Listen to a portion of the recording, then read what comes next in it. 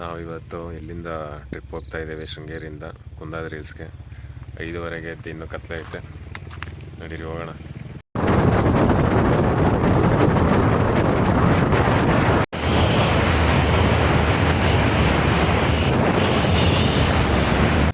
ನಾವು ಕುಂದಾದ್ರಿ ಹಿಲ್ಸ್ಗೆ ಸನ್ರೈಸ್ ನೋಡೋಕ್ಕೆ ಅಂತ ಆರು ಕಾಲ್ಗೆ ಇಲ್ಲಿದ್ದೀವಿ. ಆದರೆ ಗೇಟ್ ಇನ್ನೂ ಓಪನ್ ಇಲ್ಲ. ಗೇಟ್ ಅದು ಯಾವ ಓಪನ್ ಮಾಡ್ತಾರೋ ಗೊತ್ತಿಲ್ಲ. ಇವನ್ನೆಲ್ಲೋ ಅಲ್ಲಿ ಬರಬೇಕಾದ್ರೆ ಒಂದು ಬ್ಲ್ಯಾಕ್ ಪ್ಯಾಂಥರ್ ನೋಡಿದ್ನಂತೆ. ಮತ್ತೆ ನಿಲ್ಸ್ಬಿಟ್ಟು ನೋಡದ ಅಂತಾನೆ. ನಿಜವಾಗ್ಲೂ ಈ ಲೆಫ್ಟಿಗೆ ಬ್ಲ್ಯಾಕ್ ಪ್ಯಾಂಥರ್ ಇತ್ತು. ಇವನಿಗೆ ನಿಲ್ಸಿ ನೋಡೋಣ ಅಂದ್ರೆ ನೋಡೋಕೆ ರೆಡಿ ಇಲ್ಲ. ಏನ್ ಮಾಡೋಣ ಹೇಳಿ ಇಂಥ ದೋಸ್ತನ ಕಡೆಗೆ. ನಾನು ನೋಡಿಲ್ಲ ಅಂತ ನನ್ಗೆ ಅದೃಷ್ಟ ಇಲ್ವಂತೆ. ಇನ್ನೇನಾರು ಆಗಿದ್ರೆ ಇವನ ಅದೃಷ್ಟನೇ ಹೋಗಿರೋದು ಜೀವನದಲ್ಲಿ. ಏನ್ ಹೇಳೋದು ಇಂಥವ್ರಿಗೆ ಹೇಳಿ. ಇಂಥವ್ರಿಗೆ ಏನ್ ಹೇಳೋಣ ಹೇಳ್ರಿ. ಅಪ್ರೂಪಕ್ಕೆ ಬ್ಲ್ಯಾಕ್ ಪ್ಯಾಂಥರ್ ಅಟ್ಯಾಕ್ ಮಾಡಲ್ವಂತೆ. ಅದು ನನಗೆ ಗೊತ್ತಿಲ್ಲ ಅಟ್ಯಾಕ್ ಮಾಡ್ತದ ಇಲ್ವಾ ಅಂತ. ಇವನಿಗೆ ನೀವು ಕಮೆಂಟ್ ಅಲ್ಲಿ ತಿಳಿಸಿ. ಫ್ರೆಂಡ್ಸ್, ಆಲ್ರೆಡಿ ಒಂದು 50 ಮೀಟರ್ ಒಂದು 25 ಮೀಟರ್ ಡಿಸ್ಟೆನ್ಸ್ ಅಲ್ಲಿ ಇತ್ತು. ರೋಡ್ ಮಗ್ಲಿಗೆ ಇತ್ತು. ಸ್ವಲ್ಪ ಸ್ಲೋ ಮಾಡಿದ್ರು ಕಾಣ್ತಿತ್ತು. ಸ್ಲೋ ಏನೋ ಮಾಡಿದೆ, ಇವನು ಹಿಂತಿರುಗಿ ನೋಡಕ್ ರೆಡಿ ಇದ್ದಿಲ್ಲ. ಇನ್ನೂ ತಿರುಗಿ ನೋಡ್ದೆ ಕತ್ಲೆಲ್ಲಿ ಏನೋ ಕಾಣಿಸ್ಲಿಲ್ಲ. ಅದು ಬ್ಲ್ಯಾಕ್ ಪ್ಯಾಂಥರ್ ಕಪ್ಪಿರೋದ್ರಿಂದ ಇನ್ನೂ ಕತ್ಲೆ. ಅದು ಹೆಂಗ್ ಕಾಣಿಸ್ತದೆ ನೀವೇ ಹೇಳಿ. ಇವಂತವ್ರ ಜೊತೆಲಿದ್ದು ನಮ್ಮ ತಲೆ ಎಲ್ಲ ಹಾಳಾಯ್ತೈತೆ. ಅಲ್ಪ ಸ್ವಲ್ಪ ಬೆಳಕಂತೂ ಇತ್ತು. ಇವ್ನು ನೋಡಕ್ ರೆಡಿ ಇದ್ದಿಲ್ಲ ಅಷ್ಟೇ. ಒಟ್ಟಿನಲ್ಲಿ ಇವ್ನು ಹೇಳಕ್ ಮೂವ್ ಅನ್ಬೇಕಷ್ಟೇ. ಟೈಮು 6:40 ಆಗೈತೆ. ಸೂರ್ಯ ಆಗಲೇ ಮುಟ್ಟಾಗಿ ಬೆಳಕಾಯ್ತೈತೆ. ಇನ್ನೂ ಗೇಟ್ ಓಪನ್ ಮಾಡಿಲ್ಲ. ಅಲ್ಲಿ ನೋಡಿ ಜನ ಬಂದು ನಿಂತವ್ರೆ. ಒಂದು 3-4 ಜನ ಒಂದು ಕಾರ್ ಬಂದೈತೆ. ಕುಂದಾದ್ರಿ ಸನ್ರೈಸ್ ಪಾಯಿಂಟ್ ಅಂತ ಹಾಕ್ಬಿಟ್ಟು ಸನ್ರೈಸ್ ಆದರೂ ಇನ್ನೂ ಗೇಟ್ ಓಪನ್ ಮಾಡಿಲ್ಲ. ಅದು ಯಾರೋ ಭಟ್ರು ಬರಬೇಕಂತ ಗೇಟ್ ಓಪನ್ ಮಾಡೋಕ್ಕೆ. ಅವ್ರು ಇನ್ನೂ ಬಂದಿಲ್ಲ. ಇನ್ನು ಯಾವಾಗ ಬರ್ತಾರೋ ಆಲೇ ಸೂರ್ಯ ಹುಡ್ತೈತೆ. ಇನ್ನೂ ಕಾಣಿಸ್ತಾ ಇದೆ ಸೂರ್ಯ. ಇನ್ನೊಂದು 10 ನಿಮಿಷದಲ್ಲಿ ಬಂದರೆ ಸರಿ ಹೋಯ್ತದೆ ನೋಡಿ. ಮೇಘ ಹೋಗೋದಕ್ಕೆ ಸೂರ್ಯ ಬರ್ತಾನೆ.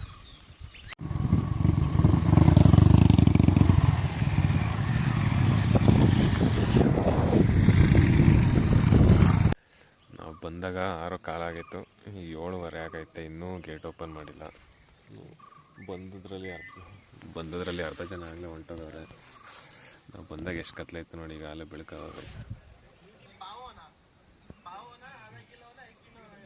ನೋಡಿ. ಇಲ್ಲೊಂದು ವಿಸ್ಮಯಕಾರಿ ಘಟನೆ ನಡೆದಿದೆ. ಇವ್ನಿಗೆ ಯಾರೋ ಇಲ್ಲೇ ಇರೋ ನಡ್ಕೊಂಬರೋ ಸದ್ದು ಕೇಳಿಸಿದಂತೆ. ನಾವು ಇಲ್ಲಿ ಓಡಿ ಬಂದಿದ್ವಿ. ನಿಮ್ಗೆ ಏನು ಹೇಳೋಣ ಹೇಳಿ. ಹೇಳಲ್ಲ ರಾತ್ರಿ ನೋಡಿ ಫ್ರೆಂಡ್ಸ್. ನಾನಿಲ್ಲಿ ಇದು ಮಾಡೋಕ್ಕೆ ಬಂದೆ. ಅಲ್ಲಿ ನಡ್ಕೊಂಡು ಬರೋ ಸೌಂಡ್ ಬಂತು. ಇಲ್ಲಿ ಬಂದಕ್ಕೆ ಸೌಂಡ್ ನಿಂತೋಯ್ತು. ಮುಂದಕ್ಕೆ ಹೋಗಿ ನೋಡೋದ ಅಂದರೆ ಅಷ್ಟು ಧೈರ್ಯ ಇಲ್ಲ ನನಗೆ. ದೆವ್ವ ಇದ್ರೆ ಏನು ಮಾಡೋದು.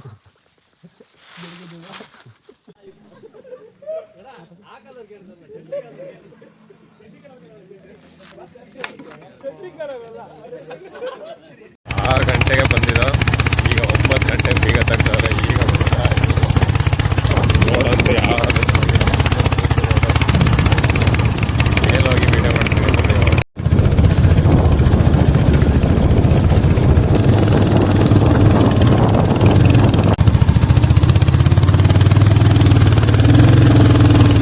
ಬೆಟ್ಟದ ಮೇಲೆ ಬಂದು ಇಲ್ಲಿ ಮೆಟ್ಲೈತೆ. ದೇವಸ್ಥಾನಕ್ಕೆ ಹೋಗ್ತಾ ಇದ್ದೀನಿ. ಮೆಟ್ಲು ಹತ್ಕೊಂಡು ದೇವಸ್ಥಾನಕ್ಕೆ ಹೋಗಿ ಮೇಲ್ಗಡೆ ಆಲೇ ಸನ್ರೈಸ್ ಆಗೋಗೈತೆ. ಮತ್ತೆ ಇನ್ನೊಂದ್ಸಲ ರೈಸ್ ಮಾಡಿಸ್ತೀನಿ ಅಲ್ಲಿ ವಿಡಿಯೋದಲ್ಲಿ. ಬನ್ನಿ. ದೇವಸ್ಥಾನ ಬಂತು. ಈ ಕಡೆ ಫುಲ್ಲು ಗುಡ್ಡ ಎಲ್ಲ ಐತೆ. ಅದ್ರ ಬೆಟ್ಟದ ಮೇಲೆ ಬಂದಿದ್ದೀವಿ ನೋಡಿ. ಫುಲ್ಲು ವ್ಯೂ ಮಾತ್ರ ಸಖತ್ತಾಗೈತೆ. ಇಲ್ಲೂ ಬಂದ್ಬಿಟ್ಟೈತೆ ನೋಡಿ. ನಾವು ಅಲ್ಲಿದ್ದ ಇನ್ನೂ ಬಿಟ್ಟೇ ಇರಲಿಲ್ಲ. ಅವಾಗಲೇ ಬಂದ ನೋಡಿ. ಮತ್ತೆ ಉಳಿಸ್ತೀನಿ. ಬತ್ತೀಗ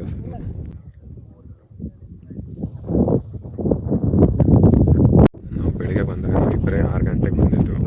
ಈಗ ನೋಡಿ ಜನ ಎಲ್ಲ ತುಂಬವ್ರೆ. 6 ಜನ. ಒಂದು ಬಸ್ಸು ಕಾರು ಎಲ್ಲ ಅದರಲ್ಲಿ ಬಂದವ್ರೆ. ಇಲ್ಲಿ ಒಂದು ದೊಡ್ಡ ಬಾವಿ ಎಷ್ಟಾಗೈತೆ. ಸುಮಾರಾಗಿ ದೊಡ್ಡಕ್ಕೆ ಐತೆ.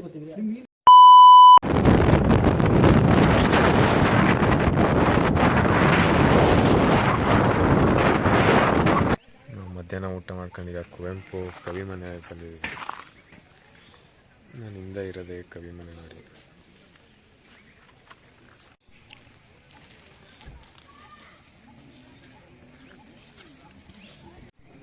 ಇಲ್ಲಿ ಫುಲ್ಲು ಕುವೆಂಪು ಅವ್ರದ್ದು ಎಲ್ಲ ಅವ್ರ ಪರಿಚಯ, ಅವ್ರ ವಿಶ್ವಮಾನವ ಸಂದೇಶ ಎಲ್ಲನೂ ಬೋರ್ಡ್ ಹಾಕಿ ಚೆನ್ನಾಗಿ ಮಾಡಿದ್ದಾರೆ.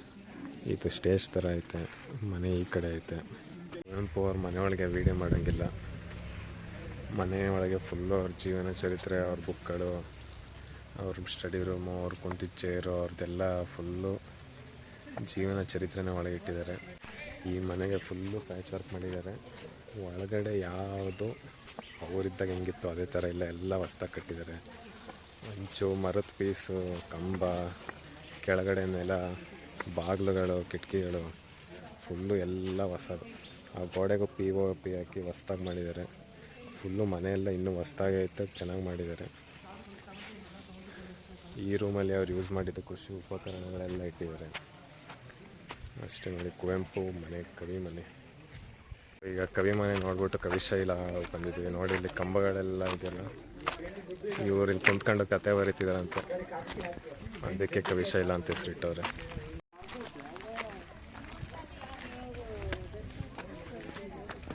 ಇಲ್ಲ, ಇದನ್ನು ಯಾಕೆ ಕವಿಶೈಲ ಅಂತ ಕರೀತಾರೆ ಅಂತ ಗೊತ್ತಿಲ್ಲ. ಗೊತ್ತೇನೋ ನಿಮಗೆ? ಯಾಕೆ? ಇಲ್ಲ. ಇಂದ ಹುಟ್ಟಿ 1994 ಸತ್ತಿದ್ದಾರೆ. 90 ವರ್ಷ ಬದುಕಿದ್ದಾರೆ. ಇದೇ ನೋಡಿ ಕುವೆಂಪು ಅವರ ಸಮಾಧಿ. ಕವಿಶೈಲ ಅಂದರೆ ಈಗ ಗೊತ್ತಾಯಿತು, ಕವಿಶೈಲ ಅಂದರೆ ಕವಿಯ ಸಮಾಧಿ ಅಂತ. ಸೊ ಆ ಕಡೆ ತಪೋವನ ಅಂತ ಐತೆ, ಅದು ಪೂರ್ಣಚಂದ್ರ ತೇಜಸ್ವಿ ಅವ್ರದ್ದು ಜೀವನ ಚರಿತ್ರೆ.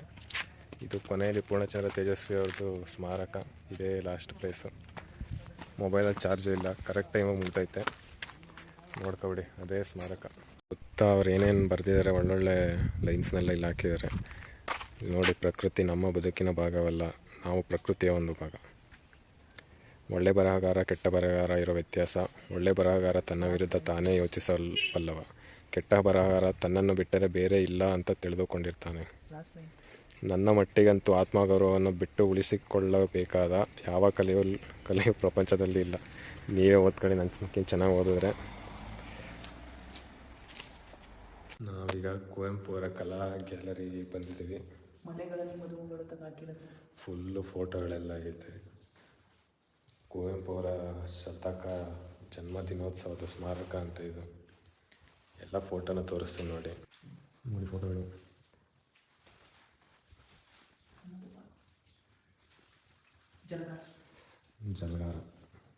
ಜಲಗಾರ ಎಂಬುದು ನಾಟಕ. ನೀವು ಬೇರೆ ಏನೋ ತಿಳ್ಕೊಳ್ಕೋಬೇಡಿ. ಜಲಗಾರ ಅಂದರೆ ಈ ಫೋಟೋಗಳನ್ನೆಲ್ಲ ಪಕ್ಷಿಗಳು, ಪ್ರಾಣಿಗಳು, ಈ ಫೋಟೋ ತೆಗೆದಿರೋದೆಲ್ಲ ಪೂರ್ಣಚಂದ್ರ ತೇಜಸ್ವಿಯವರು. ಅವರೊಬ್ಬರು ಬರಹಗಾರರಲ್ಲದೆ ಫೋಟೋಗ್ರಫಿನೂ ಮಾಡ್ತಾಯಿದ್ರು ಅವರು. ಫೋಟೋಗಳೆಲ್ಲ ಸೂಪರ್ ಆಗ್ತದೆ ನೋಡಿ.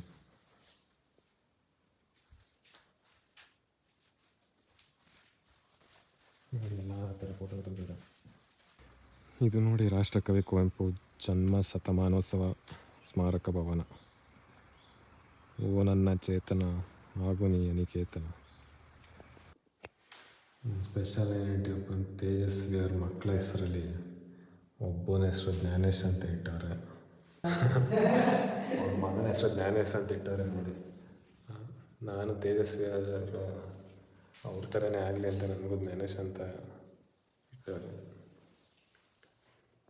ಇದು ನೋಡಿ, ಕುವೆಂಪು ಅವ್ರ ಹೆಂಡತಿ ಮತ್ತು ಅವ್ರ ಮಗ ತೇಜಸ್ವಿ. ಇಲ್ಲಿಂದ ಹಿಂಗಾದ್ರು, ಇಲ್ಲಿಂದ ಹಿಂಗಾದ್ರು. ಇಲ್ಲಿ ನೋಡಿ, ಅಪ್ಪ ಮಕ್ಕಳು ಹಿಂಗಿದ್ರು, ಹಿಂಗಾದ್ರು, ಹಿಂಗಾದ್ರು, ಹಿಂಗಾದ್ರು, ಹಿಂಗಾದ್ರು, ಕೊನೆಗೆ ಹಿಂಗಾದ್ರು. ನೋಡಿ, ಬುಕ್ಕಲ್ಲೆಲ್ಲ ನೋಡೋ ಫೋಟೋ.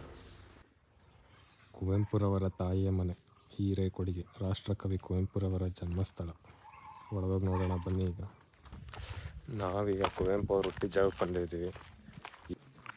ಇದೇ ಕುವೆಂಪು ಅವ್ರು ಹುಟ್ಟಿದ್ದು ಮನೆ. ಅದನ್ನ ಫುಲ್ಲು ಹೊಸ್ದಾಗಿ ಮಾಡಿದ್ದಾರೆ. ಒಳಗಡೆ ಗ್ಯಾಲ್ರಿ ಥರ ಮಾಡೋರೆ.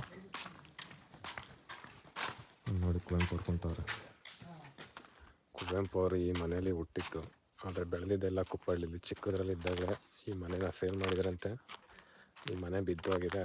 ಆ ಜಾಗದಲ್ಲಿ ಹೊಸ್ದಾಗಿ ಕಟ್ಟಿ ಟ್ರಸ್ಟಿಗೆ ಕೊಟ್ಟಿದ್ದಾರಂತೆ. ಅವ್ರು ಹುಟ್ಟಿದ ಮಾತ್ರ ಇಲ್ಲಿ, ಬೆಳೆದಿದ್ದೆಲ್ಲ ಕುಪ್ಪಳ್ಳಿಲಿ. ನಾವಿವಾಗ ಹರಿಹರಪ್ಪರದ ಮಠಕ್ಕೆ ಬಂದಿದ್ದೀವಿ. ನೋಡಿ, ಹೊಸದಾಗಿ ಹಾಕ್ಸಿದೆ. ಶ್ರೀ ಆದಿಶಂಕರಾಚಾರ್ಯ ಶಾರದಾ ಲಕ್ಷ್ಮೀ ನರಸಿಂಹ ಪೀಠಂ ಅಂತ. ಆಂಜನೇಯ ಸ್ಟ್ಯಾಚು ಐತೆ. ಇಲ್ಲಿ ಆಮೆ ಮಾಡವ್ರೆ. ದೇವಸ್ಥಾನ ಅಲ್ಲೈತೆ. ಇವಾಗ ಹರಿಹರಪುರ ದೇವಸ್ಥಾನ ನೋಡಾಯಿತು. ಬೆಳಗ್ಗೆಯಿಂದ ಸಾಕಷ್ಟು ಪ್ಲೇಸ್ ನೋಡ್ದೆ. ಎಲ್ಲ ವೀಡಿಯೋದಲ್ಲಿ ಹಾಕಿರ್ತೀನಿ ನೋಡಿ. ಸುಬಣ್ಣ, ನಿಮ್ಮ ಅನಿಸಿಕೆ ಹೇಳಿ, ಎಷ್ಟು ಪ್ಲೇಸ್ ನೋಡಿ ಎಲ್ಲ ಆದಮೇಲೆ. ಪ್ಲೇಸ್ ಇದೆ. ಇದು ನೋಡಾಯ್ತು ಅಂದ್ಕೊಂಡು ಹೇಳಿ. ಇದು ನೋಡಿ ಆಯ್ತು. ಹಾಂ, ಏನು ಅನ್ನಿಸ್ತು ಇವತ್ತು ಟ್ರಿಪ್? ಸುಬ್ಬಣ್ಣ ನಾಚ್ಕತ್ತವ್ರೆ ವೀಡಿಯೋದಲ್ಲಿ. ಹುಡುಗಿರೋ ನಾಚ್ಕೊಳ್ಳಲ್ಲ, ಆ ಥರ ನಾಚ್ಕೊತಾರೆ. ಇನ್ನೊಬ್ಬ ನಮ್ಮ ಹುಡುಗ ಮುಂದೆ ಹೋಯ್ತವನೆ, ಅವ್ನು ಕೇಳೋದ ಅವನ್ನೇ ನಿಂತ್ಕೊಳ. ಅವನಿಗೆ ಇನ್ನೂ ನಾಚಿಕೆ, ಕೈಲಿರೋ ಹೆಲ್ಮೆಟ್ನೇ ತಲೆಗೆ ಹಾಕತ್ತಾನೆ. ಸುಸ್ತಾಗಿದೆ ಫ್ರೆಂಡ್ಸ್, ಬೆಳಗ್ಗೆಯಿಂದ ಸುತ್ತಿ ಗಾಡಿ ಅಂತೂ ಇವ್ನು ಟಚ್ಚೇ ಮಾಡಿಲ್ಲ. ಈಗ ಒಂದು 10 ಕಿಲೋಮೀಟ್ರ್ ಹೊಡ್ಕೊಂಬಂದ ಇಸ್ಕನಕ್ಕೆ ತಯಾರಿಲ್ಲ. ಏನು ಮಾಡೋಣ ಇಂಥ ಫ್ರೆಂಡ್ಸ್ ಕಟ್ಕೊಂಡು? ಏನು ಮಾಡೋದು ಅಂದರೆ ಏನು ಮಾಡೋದು? ನೀವು ಆ ಗಾಡಿ ಕತೆ ಬಿಡಿ, ನಿಮಗೆ ಏನು ಅನ್ನಿಸ್ತು ಅದು ಹೇಳಿ. ಈಗ ಚೆನ್ನಾಗಿದೆ. ಕುವೆಂಪು ಮನೆಗೆ ಹೋಗಿದ್ದು ಇಷ್ಟ ಆಯಿತು. ಜೊತೆಗೆ ಬೆಳಗ್ಗೆ ಇವನಿಗೆ ಎಷ್ಟು ಮೋಟಿವೇಶನ್ ಆಗುತ್ತೆ ಅಂದರೆ, ಕುವೆಂಪು ಮನೆಗೆ ಹೋಗಿದ್ದು ಬಂದಟ್ಕೆ ಇವತ್ತೊಂದು ಕವಿ ಬರೀತಾನಂತೆ, ಕಾವ್ಯ ಬರೀತಾನಂತೆ. ಎಲ್ಲ ಕತೆ ಹೊಡಿತಾನೆ. ಇನ್ನೊಂದು ತಿಂಗಳಲ್ಲೇ ಕವಿ ಆಯ್ತಾನಂತೆ. ಎಲ್ಲ ಕತೆ ಹೊಡಿತಾವನೆ. ಈಗ ದೇವಸ್ಥಾನ ಅಂತ ತೋರಿಸಿ ಇವತ್ತೊಂದು ವೀಡಿಯೋ ಮುಗಿಸೋದ. ಮಧ್ಯಾಹ್ನ ಮೀನು ಊಟ ತಿಂದಿದ್ದೀವಿ, ನಾನ್ ವೆಜ್ ತಿಂದು ಇವಾಗ ದೇವಸ್ಥಾನಕ್ಕೆ ಹೋಗ್ತಾ ಇದ್ದೀವಿ. ಕೈ ಮುಗಿತು. ಮೀನು ಊಟ ಇಲ್ಲಿ ಚೆನ್ನಾಗಿ ಕೊಡ್ತಾರೆ, ರೈಸ್ ಅನ್ಲಿಮಿಟೆಡ್ ಮೀನು ಊಟದಲ್ಲಿ. ದೇವಸ್ಥಾನಕ್ಕೆ ಹೋಗ್ತಿಲ್ಲ ಅಂತ ಹೊರಗಡೆ ಕೈ ಮುಗಿತು. ಬರೋದು ಬಂದಿದ್ದೀವಿ, ಒಳಗಡೆ ಹೋಗಿ ನೋಡ್ಕೊಂಡೇ ಬಂದ್ಬಿಡೋದು. ಅಲ್ಲೊಂದು ಕಾಮಧೇನು ವಿಮಾನ ಗೋಪುರ ದರ್ಶನ ಕೇಂದ್ರ ಇದೆ. ಇಲ್ಲಿ ಈ ಕಡೆ ದೇವಸ್ಥಾನ ಐತೆ.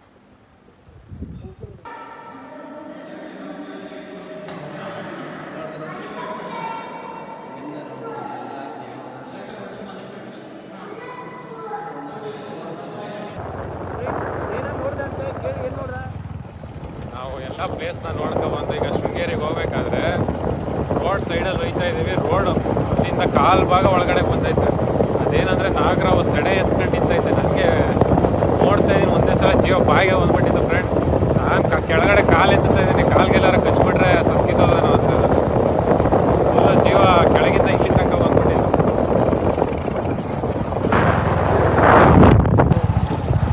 ಬೆಳಗ್ಗೆ ಇವನಿಗೆ ಬ್ಲ್ಯಾಕ್ ಪ್ಯಾಂಥರ್ ಕಾಣಿಸಿತ್ತಂತೆ, ಇವಾಗ ನನಗೆ ಸಂಜೆ ಹಾವು ಕಾಣಿಸುತ್ತೆ. ಅದು ನಾಗರಾವು. ನಮಗೆ ಯಾವುದೋ ಏನಂತಾರೆ ಅದಕ್ಕೆ, ಅಲ್ಲ ಆ ಒಂದು ದೋಷ, ಅವನಿಗೆ ಬ್ಲ್ಯಾಕ್ ಪ್ಯಾಂಥರ್ ದೋಷನೇ ಹಾವಿನ ದೋಷ ಬಂದಿದೆ ಅನಿಸ್ತದೆ. ಯಾಕೋ ನಾವು ಶೃಂಗೇರಿಗೆ ಬಂದಮೇಲೆ ನಮಗೆ ಲೆಕ್ಕೇ ಬರ್ದಿಲ್ಲ. ಬರೀ ಅಂದಕ್ಕು ಫಸ್ಟಿಂದನೂ ಹಿಂಗೆ ಆಯ್ತೈತೆ, ಏನು ಅಂತ ಗೊತ್ತಿಲ್ಲ ನನಗೆ. ಯಾವ್ದಾರ ದೋಷ ಇರಬೇಕೇನೋ ನಮಗೆ, ಅದಕ್ಕೆ ಹಾವು ನನಗೆ ಕಾಣಿಸ್ಕೊಂಡೈತೆ. ಇಲ್ಲ ಅಂದರೆ ನಾನು ದೇವ್ರ ಕಡೆಯಿಂದ ದೇವ್ರಿಗೆ ಹತ್ರವಾದನಿರಬೇಕು, ಅದಕ್ಕೆ ಹಾವು ನನಗೆ ಕಾಣಿಸ್ತೈತೆ. ನೀನು ದೇವ್ರಿಗೆ ಹತ್ರವಾದನು ಅಂತ. ಹಿಂದೇಳ ಹುಲಿದು, ಹುಲಿ ಅಲ್ಲ ಚಿರತೆ.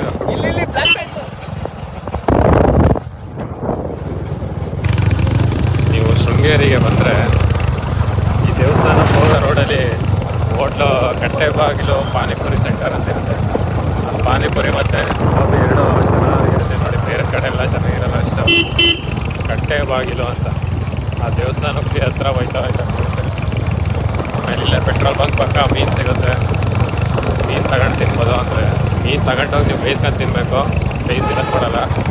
ಆಮೇಲೆ ನಾನ್ ವೆಜ್ ಹೋಟ್ಲುಗಳು ಕಡಿಮೆ ಇಲ್ಲಿ, ವೆಜ್ ಹೋಟ್ಲುಗಳೇ ಜಾಸ್ತಿ.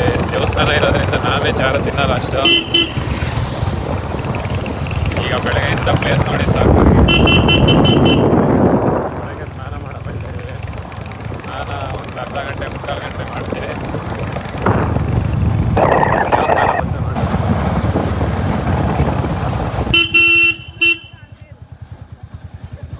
ಫುಲ್ಲು ಆಟ ಸಾಮಾನು, ಗೆಜ್ಜೆ, ಪ್ರಸಾದ.